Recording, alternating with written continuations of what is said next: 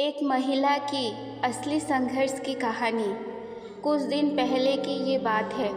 मैं मेरी मौसी के साथ एक कार्यक्रम में गया था जहां मेरी मुलाकात एक महिला से हुई।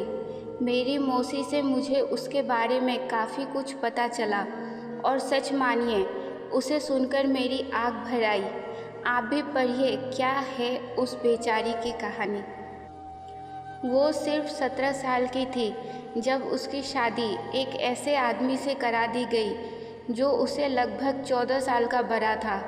शादी के 1 महीने बाद उसे पता चला कि उसका पति शराबी है।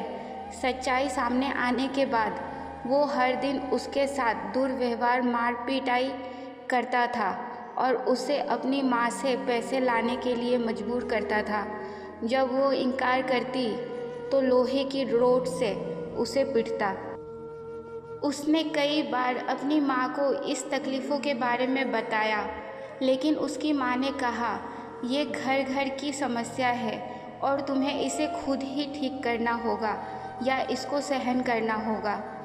उसकी सास उसके पति से भी बदतर थी और उसे केवल 2 समय का भोजन देती थी और उसे सफाई, कपड़े धोने आदि जैसी सभी प्रकार के काम कराने के लिए मजबूर करती थी। कुछ महीने बाद जब वो गर्भवती हो गई तो उसके परिवार वालों ने कहा कि अगर तुमने लड़की को जन्म दिया तो तुम्हें ये घर छोड़ना पड़ेगा। दुर्भाग्य से उसने एक लड़की को जन्म दिया। वो दिन उसकी ज़िंदगी का सबसे बुरा दिन था और उन्होंने उसे बुरी तरह पीटा और घर छोड़ने के लिए मजबूर कर दिया। ऐसे में कोई क्या करेगा? उसने आत्महत्या के बारे में सोचा, लेकिन उस बच्ची के चेहरे ने उसे रोक दिया। वो जानती है कि उसे अपनी बच्ची को सफल बनाने के लिए कड़ी मेहनत करनी होगी। उसने अपनी सोने की बालियाँ बेच दी और एक पेपर कैरी बैग फैक्ट्री में नौकरी करने लगी, जहां उसे सिर्फ 150 रुपये 2000 कैरी बैग बनाने के लिए मिलते थे। उसे रोज़ाना कम से कम 8 से 9 घंटे काम करना पड़ता था। इस काम के साथ उसने एक ढाबे में टेबल और बर्तन साफ करने का काम भी किया और उसने वहां रोज़ाना 5 से 6 घंटे काम किया और प्रतिदिन के 100 रुपये वहाँ से कमाने में सक्षम हो गई। अब वो प्रतिदिन 250 से 300 रुपये कमाई करती थी। उसके बच्चे को पालने के लिए पर्याप्त थी। लेकिन कुछ महीनों बाद उसे पीठ संबंधी कुछ समस्याओं का सामना करना पड़ा और इससे वो कमज़ोर हो गई।